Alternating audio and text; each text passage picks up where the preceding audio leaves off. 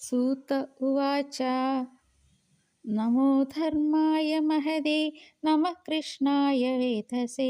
ब्राह्मणेभ्यो नमस्कृत्य धर्मान् पक्षे सनातनान् एतत्त्वकथितं विप्राः विष्णोश्चरितमद्भुतं भवद्भिर्यदहं पृष्टो नराणां पुरुषोचितम् अत्र संकीर्तितः साक्षात् सर्वपापहरो हरिः नारायणो ऋषिकेशो भगवान् सात्वतां पति अत्र ब्रह्मपरं गुह्यं जगतः प्रभवाप्ययं ज्ञानं च तदुपाख्यानं प्रोक्तं विज्ञानसंयुतं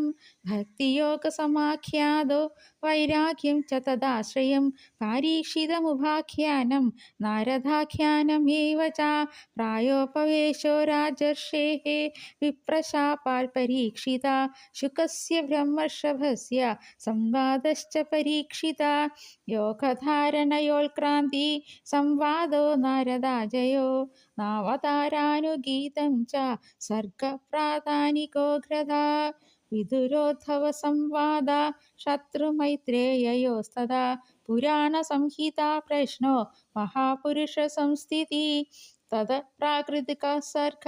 सप्त वैकृताश्च ये ततो ब्रह्माण्डसम्भूति वैराजपुरुषो यथा कालस्य स्थूलसूक्ष्मस्य गतिपद्मसमुद्भवा भुव उद्धरणे भवदे हिरण्याशवधो यदा ऊर्ध्वतिरङ्वाक्सर्गो रुद्रसर्गस्तथैव च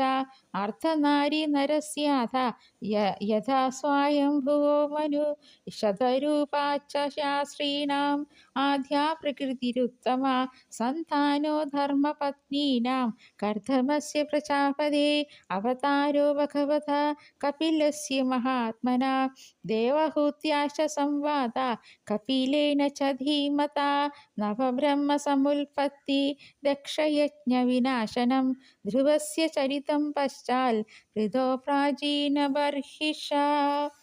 नारदस्य संवाद तद प्रय्यव्रतं धिजा नाभेस्तदनुचरितं ऋषभस्य भरतस्य च दीपवर्षसमुद्राणां गिरिनदीवर्णनं ज्योतिश्चक्रस्य संस्थानं पातालनरकस्थितिः दक्षजन्मप्रचेतोऽभ्य तल्पुत्रीणांश्च सन्तति यतो देवासुरनरा तिर्यङ्गाधया राष्ट्रस्य जन्मनिधनं पुत्रयोश्च दिते द्विजा दैत्येश्वरस्य चरितं प्रह्लादस्य महात्मना मन्वन्तारनुकथनं गजे